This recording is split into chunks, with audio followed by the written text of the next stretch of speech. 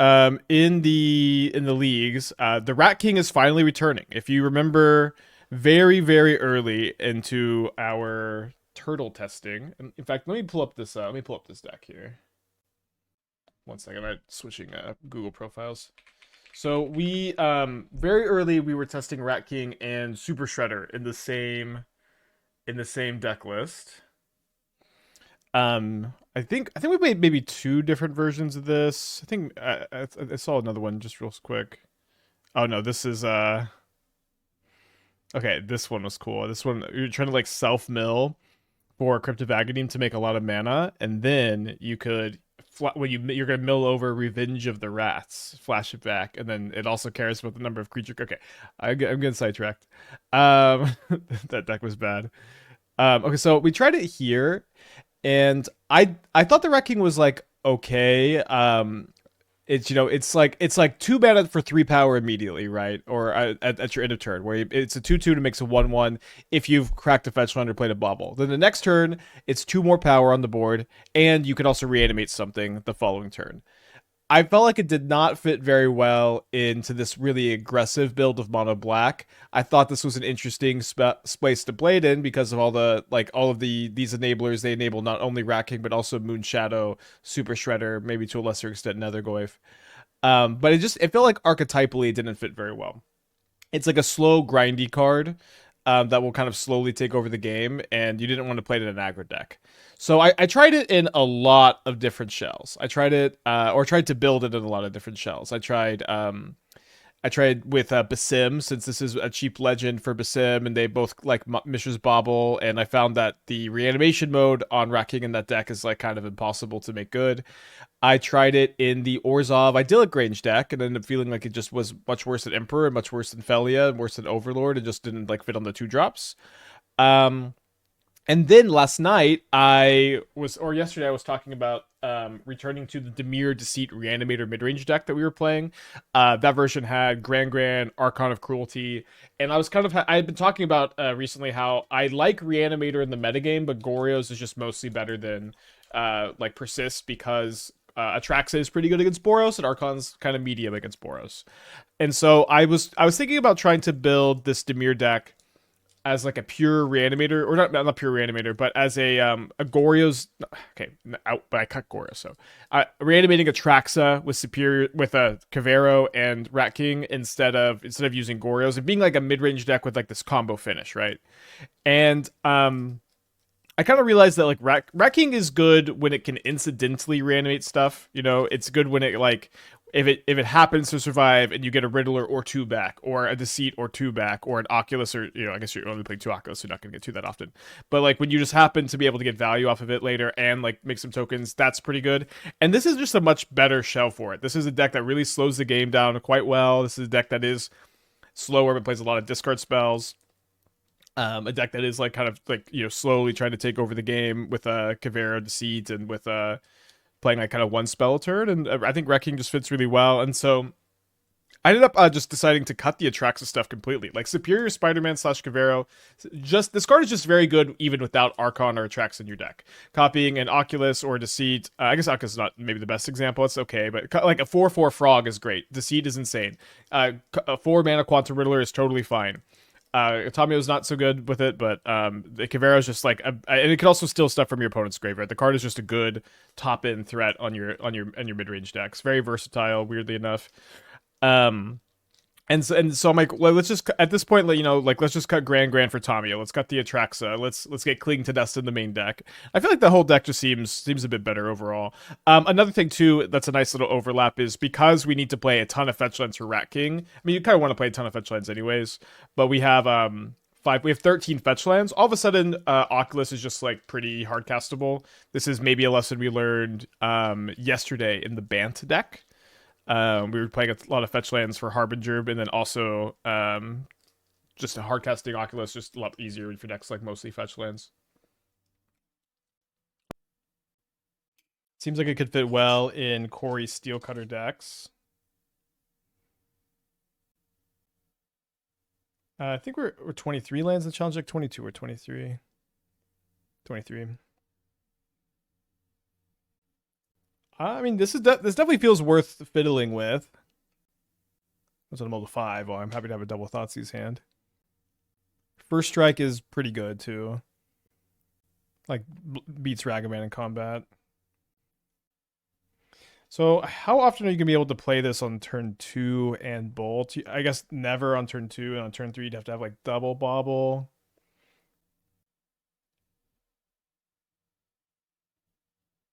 You know, a lot of my job is going, this card is good with Mishra's Bobble. It's a big part of what we do over here.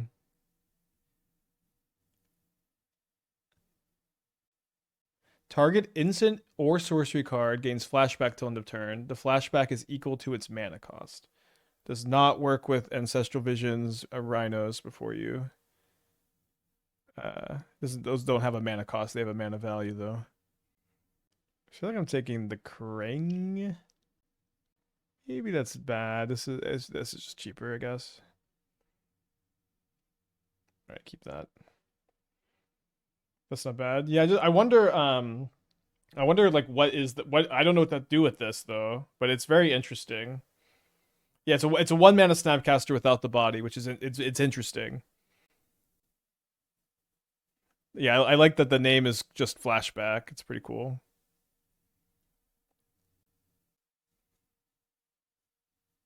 I don't know how good this is. It seems like it could be pretty good. Could it be a storm card? Could be. Could be. I wonder. It's possible that there's some interesting like loops with like card duplication. Bonus draws have been pretty good.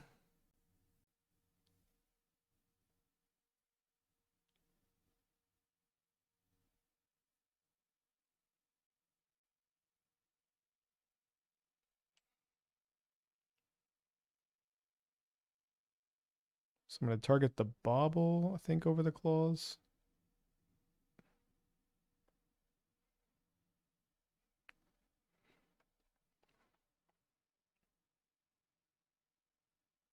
And I'm going to be A-okay if they chump block, so I'll give them the option too.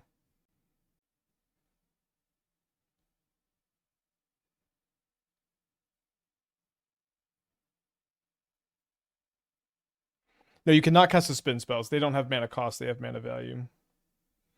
Yeah, Steel Cutter decks. And then also, I like that they spoiled these 2 cards together. Like this card seems really good with flashback. You can go like bolt, flashback bolt, and then just cast the lightning bolt on here. Maybe trigger your Steel Cutter stuff too.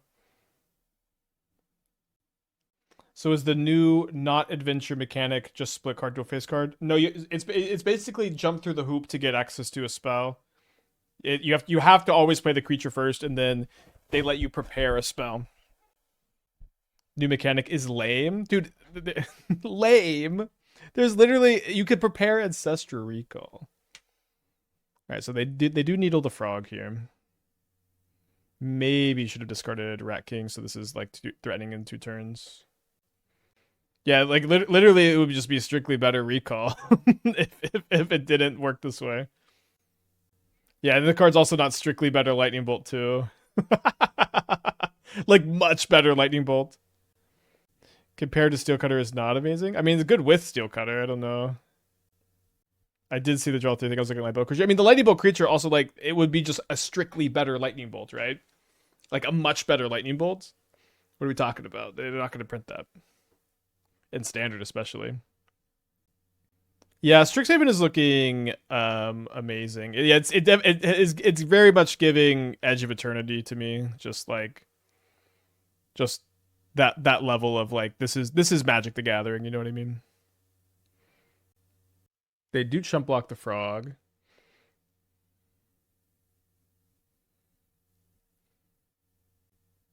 Been liking Oculus a lot lately. Bolt has not played more. Time to power creep. I mean, this was like the would be the most power creep card ever, maybe. I like the mechanic a lot. I really like the prepared mechanic. I'm liking Edge of Eternity, or sorry, Strixhaven a lot. I liked the setting the first time too. I thought it was fun. I recently read Name of the Wind and A Wise Man's Fear, and so like I feel like those books do the like magic university genre better than anything else I've seen. So I'm kind of itching for I'm kind of itching for that genre a little bit more. The like the learning in the magic system in those books are like I think it's much better than anything else similar I've read. My D&D one shot with Strixhaven was cool. It's funny you remember that. That was fun. Who was the I can't remember who the game master was for that, but they were really cool. They were very good. Something Robot, I think. But they were a very good game master who ran the Strixhaven one shot thing. One thing that's lame about it is not all of the prepared creatures cast real spells. I think it's okay, but I think it's good for it to be a little mix of both. But it would be kind of interesting if it was all already existing spells. Never mind. I like how I understand. I just don't like that it looks like a venture. Yeah, I wonder if there's a different way to template it. Although they're kind of running out of ways to template that kind of stuff. Too bad we'll never get Doors of Stone. I think we'll get Doors of Stone.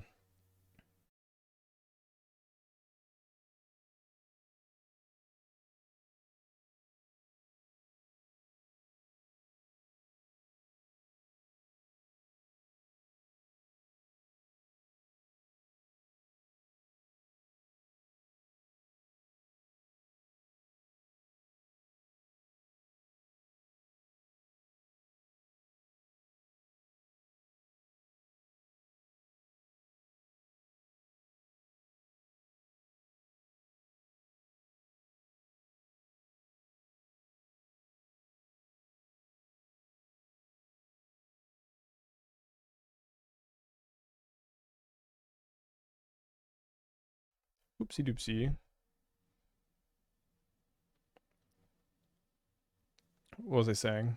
I think it was, so I was talking about how I finished the Red Rising trilogy, and I'm just gonna read the next trilogy. I don't think you have to read the next one. The first one was really good and pretty self-contained, but I liked it enough. I'm gonna read the next trilogy. All right, they target Mox Opal there. Really makes you say that. I'm pretty sure his main editor basically abandoned him, saying, "Yeah, this is never happening." I haven't read that, but I mean, I read something that says from him that says it was just kind of bloated and he's editing it down. The thing that makes me dislike Universe Beyond sets is how sweet the non-Universe Beyond sets are. I know that we've had a couple bad ones recently. I mean, I think Avatar was good, and Turtles, like the mechanics of Turtles wasn't bad. I think the flavor was pretty bad. Do I want like one break? I think I won't play one break the ice. I do think I'm also kind of. I don't think I've liked Deceit a lot against them, but maybe I still need to play a couple copies. So Cavero's kind of good. Maybe like 3-2, 3-1, 2-2. Oh, I think and Dungeon Crawler Carl. People keep recommending that to me, so I'll probably have to give that a try too. But yeah, like I also didn't like Final Fantasy. I mean, Spider-Man was really bad, but a lot of the Spider-Man being bad was like the desync between Magic Online and paper. Is 3 or 4 claws now stock in Affinity? Feels weird. I don't know if it's stock. I feel like I've been seeing a lot of 2s. I kind of think that like some number, like a lot of the Affinity lists have been playing like a ton of Tormod's Crypts, and I think that typically I'd rather play like less than like I would play like the second clause before the third Tormod's Crypt, probably something like pretty small like that. I haven't read Mistborn. I kind of abandoned the Way of Kings books on Oathbringer. I would like to come back at some point. I think I'm gonna mulligan on the draw against Affinity. Yeah, sounds better. Maybe put back the Cling. Do you think the new RAL makes some more rock-like mid-range decks viable? It doesn't make it less viable. We'll see.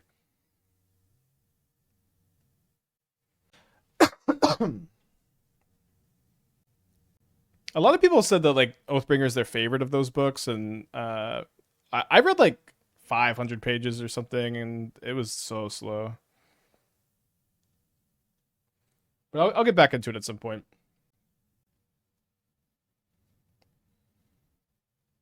Maybe I should have got Watery Grave off this so I could get Swamp for the Deceit next turn.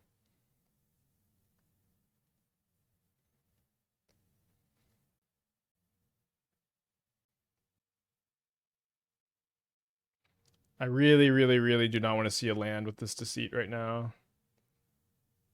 Maybe I should just play a Frog. Yeah, if I just see a land here, I'd lose the game. Let's just play a Frog. And I can like save Deceit to like bounce a token, like push a token, bounce a token.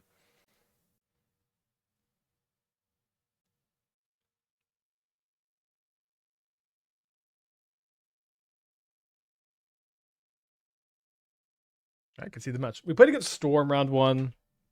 Is it 1 or 11 matches still playing? 11. We can run another match here. We have a Frog on the play. Can Flute name Ancestral Recall in Modern now? That's a good question. I don't know if those count as card names legal in the format. I'm totally going to play 8 Goyf with Liliana and the new route. I don't care if it's bad. Yeah, there aren't really many, if any, good green cards. I do think that the new Ral kind of also wants you to play Oculus in your deck. It's like... Oculus is super good in this format. It's one of the few cards that like can just... This card says, I'm ahead on board if I get this card and play against Boros. Big flyers are so important against Boros because that's the only way to block their stuff. Or I guess Reach also. It's like naming Stomp on Bone Crusher. Yeah, I mean... Does that know? I don't know what that's. It doesn't work.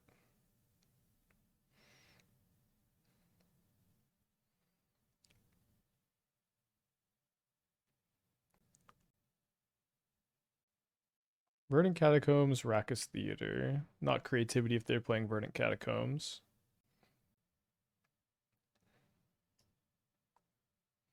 So sometimes I'll play this card as my win condition in Primal Prayers. How do you think Baragoyf or Pyrogoyf would be in Modern? I think Baragoyf would be worse in Modern than it is in Legacy. These kind of like 3 mana value creatures tend to be better in... They tend to be better in Legacy than they are in Modern. On account of... Sorry, just thinking about this game. Like just like there's just less removal. Creatures in general tend to be better in Legacy because like there's like less blockers and less removal, so they can kind of take over the game more. That's my suspicion. Maybe I'm wrong about that, but I do think it'd be not as good. I think Pyrogoyf would be better than Baragoyf. I think it would be good in Modern. I don't think it would be too good necessarily. It's a little bit of a scary card. So they are playing Primal Prayers. I'm probably going to take the Primal Prayers. Just give me a second. I'm surprised they didn't discharge the Frog and just so they could bank some energy. Maybe it's a bit awkward with the Rampager. So Rampager Gatekeeper is the win. Pyrogoyf would be cool. Not sure if it'd be great. Yeah, I think it would be a fun addition to Modern. One of the few things I dislike about MH3 are how like there were like a good bit of cards in the commander only MH3 sets that would have been, I think, totally fine. Maybe the Goyfs aren't a good example. Although actually I think Baragoyf is a good example of going to be totally fine.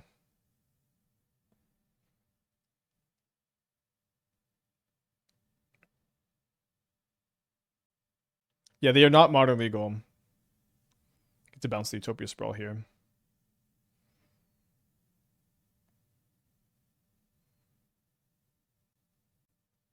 But like Nadu, which was like in their design spots, they talked about how Nadu was specifically designed for Commander, and we don't have to get 2 in the woods on. I think I just take the Rampager.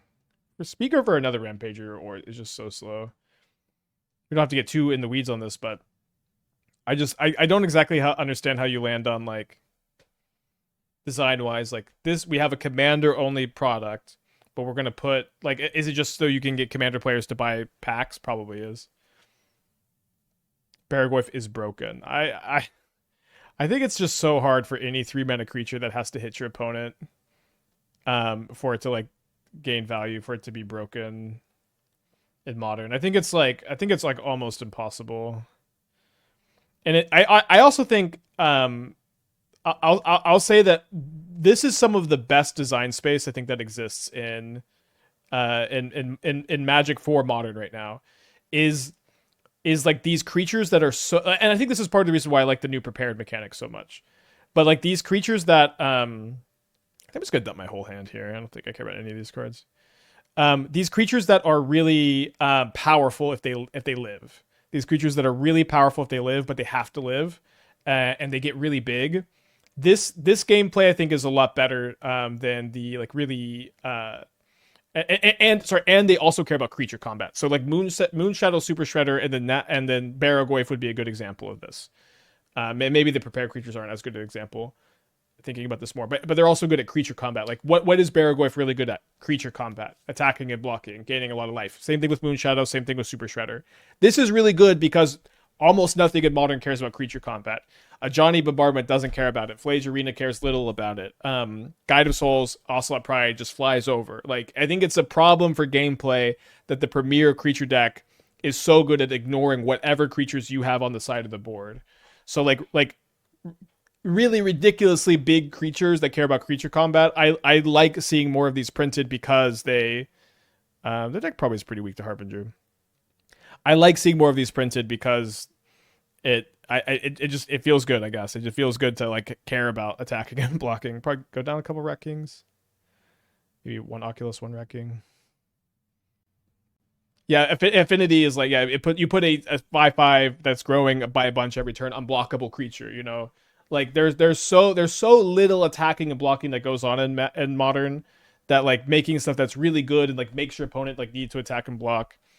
I think that I like these cards getting printed. Like I like that my Moonshadows like have menace and can attack a Johnny and they don't get as gummed up by Ocelot Pride tokens. I can keep this.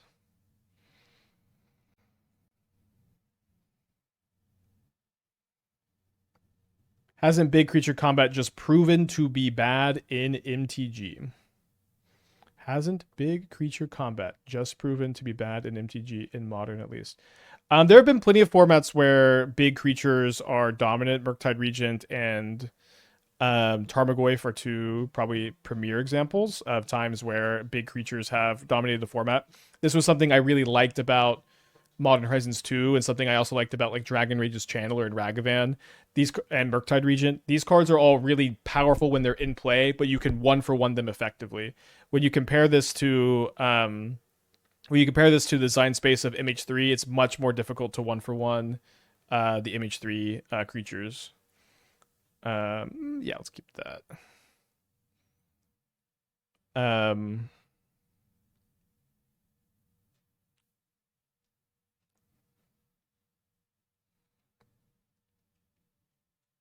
Bleak Oblique with the 60 months. Welcome back. Appreciate you. I really like creatures I'd like for Modern that are good. I think where gameplay is better than what it is right now. Okay, they do have a second Primal Prayers. But when gameplay is better than it is right now, it's like when you have they can go off at instant speed. Sorry, I keep losing my train of thought. Starting with Thoughtseize.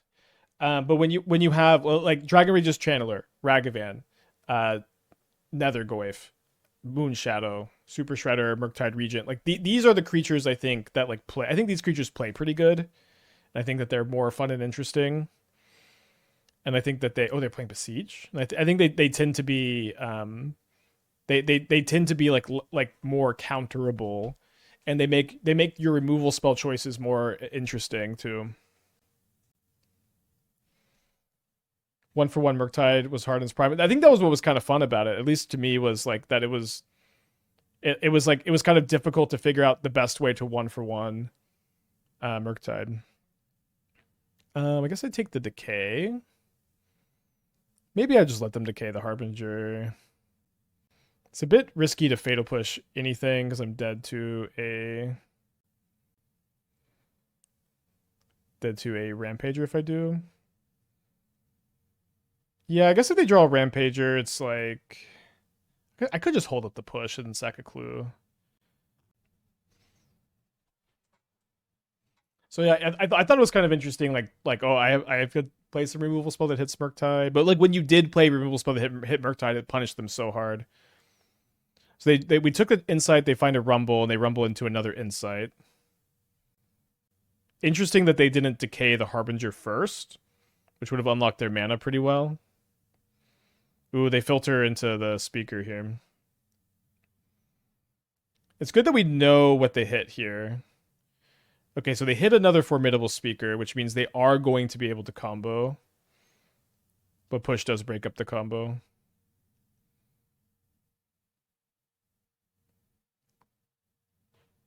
Okay, round 2 of the challenge is about to start.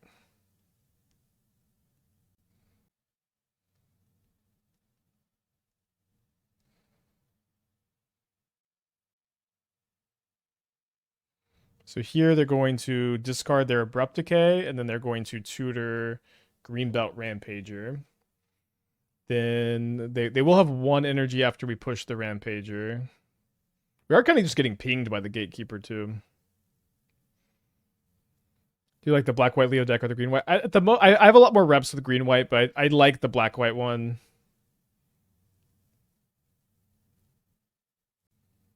Let's see. So I could go Kavero, Molten Gatekeeper, Exile Molten Gatekeeper. I could also tutor something with Kavero. Maybe Deceit would be good to tutor to bounce the Primal Prayers for next turn.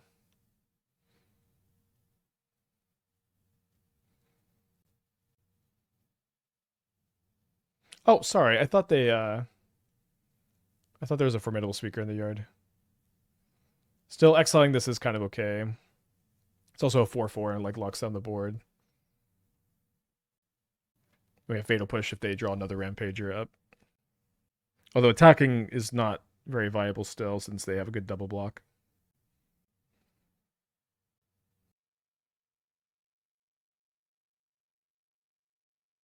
So do I flip Tamiyo, hold up push, or do I play Frog? I think I will flip Tamiyo, hold up push, although it does like run a little bit of risk of like bleeding into the challenge match, which is starting right now.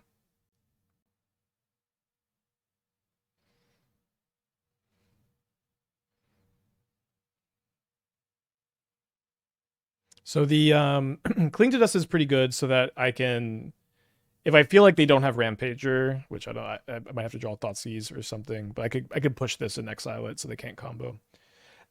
Might need to get a drink, but I don't have the time right now, I guess. Okay, we're on the draw for round 1. I've got a pretty borderline 7. I think it's going to be just over the edge to keep.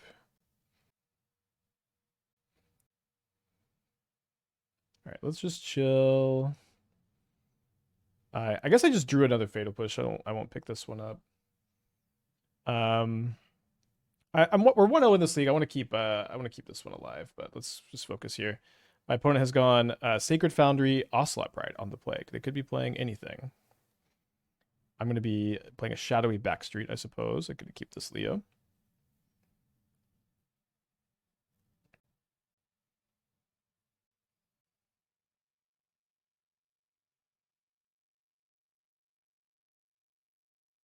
My opponent did not play anything this turn, potentially holding up removal. I'm just going to play an Agatha's Soul Cauldron and pass.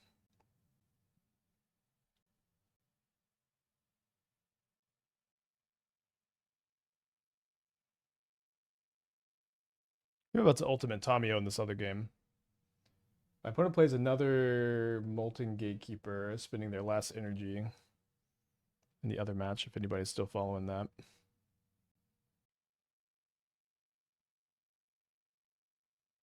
My opponent passes the turn here. My opponent over here concedes the match, so we're 2-0 over there. So I was about to ultimate the Tamiyo. Yeah, it probably has a little bit of a worse late game, but better early game. All right, keep this. A little bit weird that I kind of want to play this turn 1. I guess I could just not crack it if I want to Rat King. I can still hold up the Spell Pierce. Excuse me, getting the hiccups.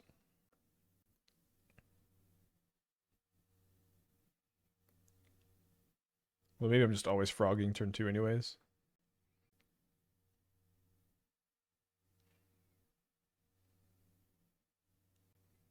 Beautiful overgrown tombs. 3 cards in their hand over there. All right, Rat King or Frog. What's nice about Rat King is I can potentially set up to like reanimate. I think I'm going to play Frog though.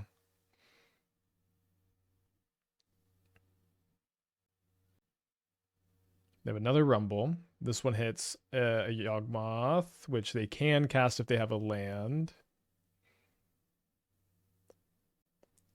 Shout out to 2-mana 1/1s that need to survive the turn. Well, what's nice about the Rat King is it becomes a 2/2 with another 1/1 if your opponent doesn't have instant speed removal up. They don't have the untapped land, but they do have a Ballista this turn.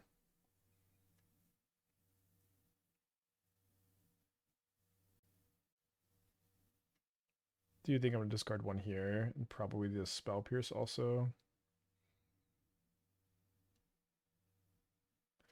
Don't think YOLOing Oculus is good. I think what I'm going to do is try to dig for a Deceit or a Thoughtseize. I got 8 of those, and I'm going to give myself another look with the sewers here. Yeah, I think this is the Warhammer Ballista. Assaultatron Invader. So we'll see if we draw Deceit or Thoughtseize here. We do. Ding, ding, ding, ding, ding. Hopefully there's not 2 Yawgmoths in the hand. All right, nice. Caveroing Yawgmoth next turn could be kind of fun, since that would also exile the Yawg from their yard for a future Cauldron. Oh, it's Fallout. Right, I guess it makes more sense. So they're going to level the Ballista. They could also sack Spawn and Spymaster's Vault, but if they were going to do that, they probably should have done it already. I'm going to go and cycle my Cling. I'm going to target Forest, I guess. Drew another Thoughtseize, which is unlikely to hit anything here. So I'm a little short of being able to play or fly the Frog and play Oculus. It's a little weird. I think I'm just going to discard twice to Frog and then cast Oculus. I don't really want to give them the Connive off the Spymaster's Vault. And then this will put at least 1 card in the yard. Won't be too far away from flying the Frog next turn. Like we could fly if we just discarded both of our cards, and then that would give me 12 damage. 12 damage is pretty good, since they're at 13 and they won't be able to sack or activate Yawgmoth anymore. I've been liking Oculus a lot. You might see some more Oculus decks next week. Should we have put Deceit in the yard? Yeah, sorry. I'm kind of used to just snapping off the creature for the manifest, but yes, with this as my last card. I do hit the Yawg printing. Yeah, I'm not a big fan of these concept arts.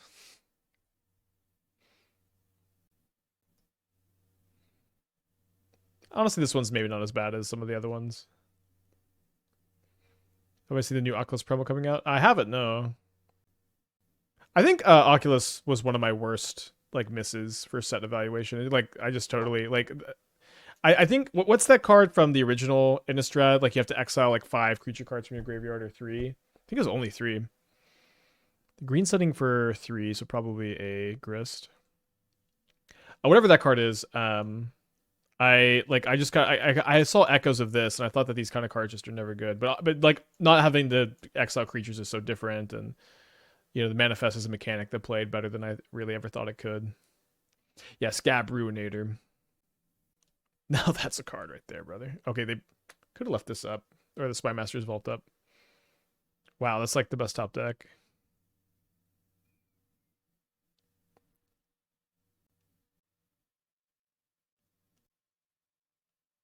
Gonna surveil almost anything into the yard there, so I can keep an Oculus in the yard. So kind of funny that in order to keep the Oculus in the yard, I have to discard an Oculus. It could be fine to ignore Grist here and just try to win with the Frog next turn, but I think I'll attack the Grist.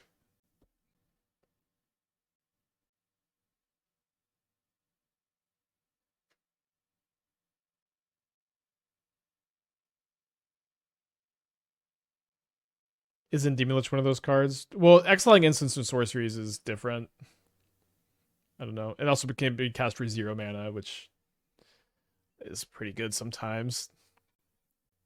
I'm really excited. Dude, Strixhaven looks so good. That 10 mana card that costs 1 less for each instant and sorcery in your yard, and then cast things for free, and it's a 7/7. That card is like, I'm gonna spend a lot of hours on that card, dude. It may just be bad, but damn, that card is like just a gift to me. Except it costs mana. That one, at least 2. Well, that one can be 0 mana. Or it's about Hogak. I'm assuming Arena of the Gore is gonna be in the mix. I don't know. I think in some of the builds, sure. So they cording for Yawgmoth. I haven't seen Cord in a while. Does it go in Phoenix? I don't. So I think you can build it as a controlled finisher. That's probably going to be like the arena version. You can build it in a Phoenix style deck. It doesn't have to be a pure Phoenix build. So they're gonna sack a halfling here, I imagine, unless they just drew Young Wolf. And it's possible like something else opens up with it too. It's also imprintable to Ugin's Lab. And K command is an instant, and I don't know how relevant that is necessarily. Yeah, this card. So certainly going to do a control build. Certainly going to be doing a Phoenix style build. Although it's a bit weird. Costs 1 less for each instant and sorcery in your yard. It has a reach, also sneaky reach. It's imprintable to Labyrinth. Whenever it attacks, you can cast instant or sorcery card from your graveyard without paying the mana cost. Maybe you play some like Seagate restorations in your deck. Very, very cool card. Oh, they killed my manifest, which put Deceit in the yard. Huh. So I guess we just go Kavero. Not really anything. There's no like instant speed graveyard hate, right? Didn't realize it's just a Demilich. It's similar to Demilich for sure in the fact that it's a potentially 0 mana creature you can cast.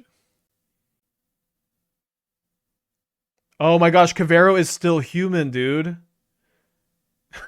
No, Kavero is still human. Oh no! That's a disaster. Thankfully I get to take both of these cards.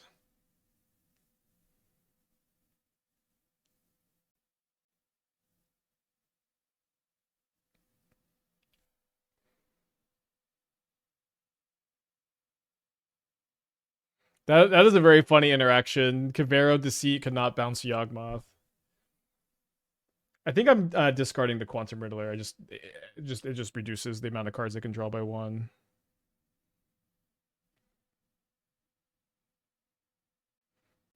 Yeah, in paper this will never happen. So sorry, this card is similar to Demilich, right? It is similar in that way, but I think needing to have 10, like it gets cast differently, right? Like this one cares about having a ton of instant sorceries in the yard. Demilich cares more about just casting 4 spells on a turn. You don't have to care about that in this deck. You know, you can be a bit slower and a bit bigger. Potentially, you can play both together. All right. They did find a Young Wolf. Their life total is pretty low. Yeah, so Thought Scour builds are definitely going to be on the to-do list. Dragon Rage's Channeler, Tainted Indulgence, maybe not, probably not. Consider. There's just like a lot of like you could just play a slower version though. You can play a slower version. Is all I'm saying. Okay, so they have a Cauldron. They have a Ballista in the yard. They've tapped the Spymaster's Vault though, so I don't believe that they're able to. They're not able to combo kill, are they? Dr. Muggy with the 53 months. Thank you. Welcome back. Still plenty of time before round 3 of the challenge starts. Mental Note is not legal, no. 10 instant sources in the yard is a lot, but this card is also like pretty good to cast for like 1 to 4 mana, probably.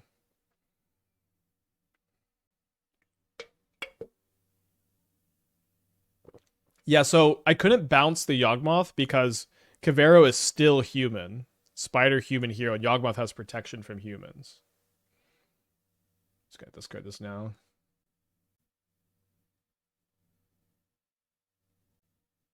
I guess they could have killed it by pinging then sacking there. Oh, they couldn't sack. They're at 1 life.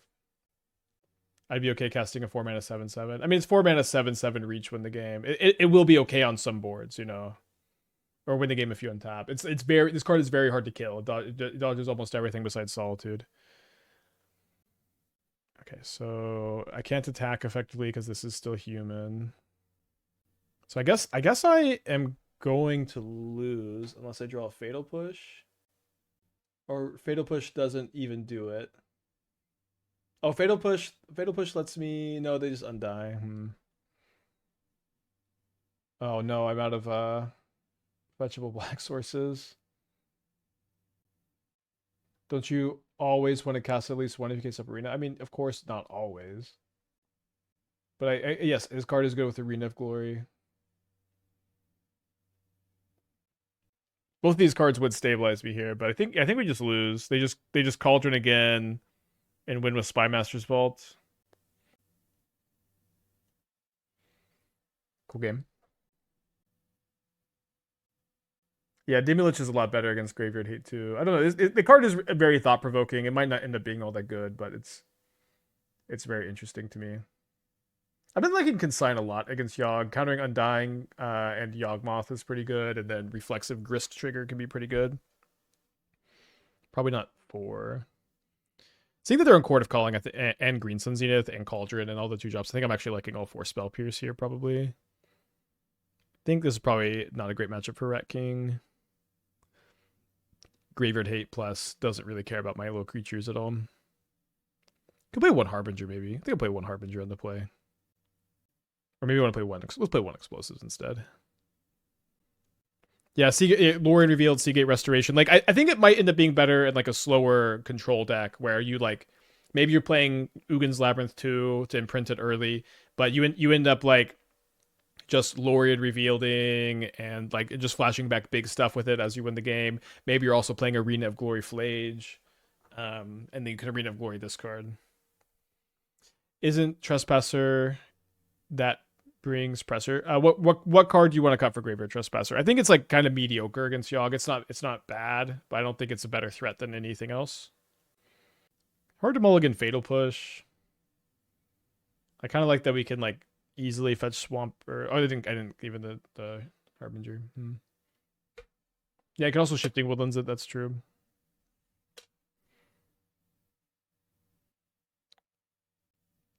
Wait, you can Goryo's that card? Oh, I didn't even realize it was legendary. Okay, yeah, it's interesting. You can Goryo's this, and then you can flashback Goryo's, but then I guess the other thing isn't attacking. Like, I don't know what is in their hand that they thought of. Maybe they have Thoughtseize?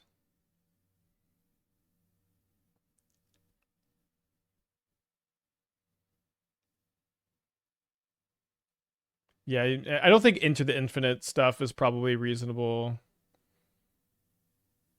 It'd be pretty cool, though. Just a lot of things you can do with this card, and maybe we can just leave it at that for now. So they have a Fatal Push. They maybe thought about Green Sun Zenith thing last turn. I think I'll take the Rumble. The best card in their hand. Good reason to take it.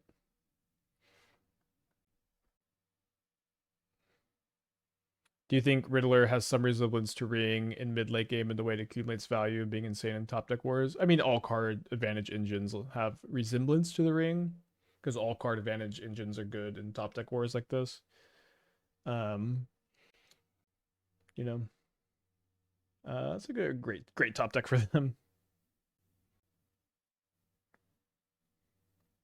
I guess drawing Oculus, I probably want to Surveil because this will let me keep a card on top now. Although they do have... I like Pylon a lot. It's cool to see this card. Convoke, destroy creature, planeswalker, Surveil 2. So maybe they're going to Green Sun for second Cub here. Thoughts of the blue-red artifact that turns into Soul Lancerns and sorceries feels like busted or unplayable. I think it's almost definitely going to be unplayable. And so they play top decked Rumble and they find a Badger Bull Cub. Or they could, I guess, take this Bowmaster. Or Halfling. They take Halfling instead. I guess that makes some sense. So if I play the Oculus next turn, it is I get my Manifest and then I that's kind of it. I'm not in a huge rush for it, I guess. Have we confirmed that using the spell for pair creature counts on casting it? Yeah, I believe so. This card seems fine to keep. I can double spell this turn with it. Yeah, is them being copies interesting? Isn't there like a 1-mana legendary creature that cares about copies of spells? Anybody know what I'm talking about?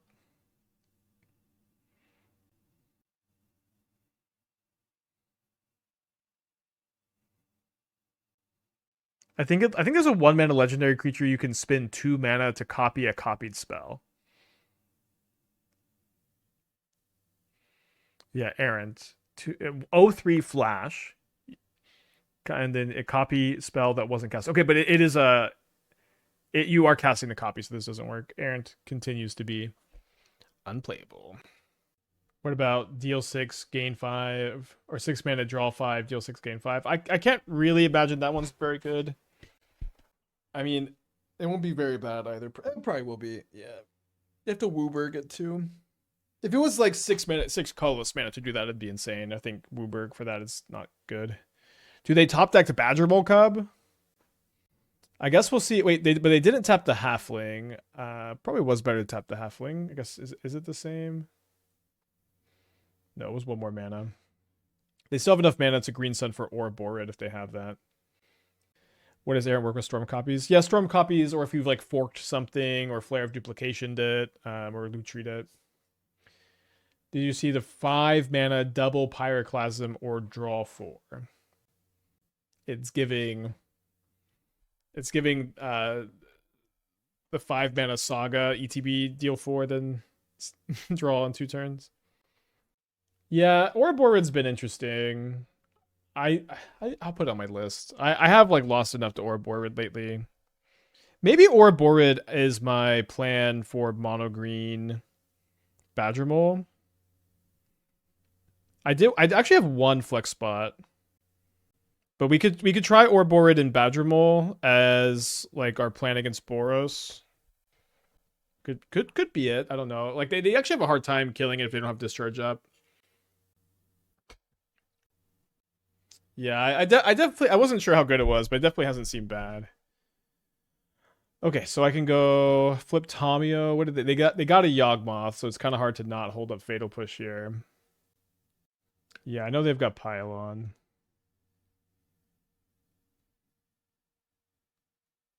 I love the Cub deck. I wish you brought in the challenges. We played at least one challenge with it. I like the deck a lot too. I would like to play it some more. Okay, I actually like that this allows me to... So their hand is Yawgmoth, Fatal Push. Oh, they discarded Pylon. Or did they discard Battle? Actually, they're both in the yard. I can't tell. They discarded Fatal Push. So they still have the Battle. So if they sack an Undying or a creature here, I can kind of Stone Rain them. Sequencing opponent.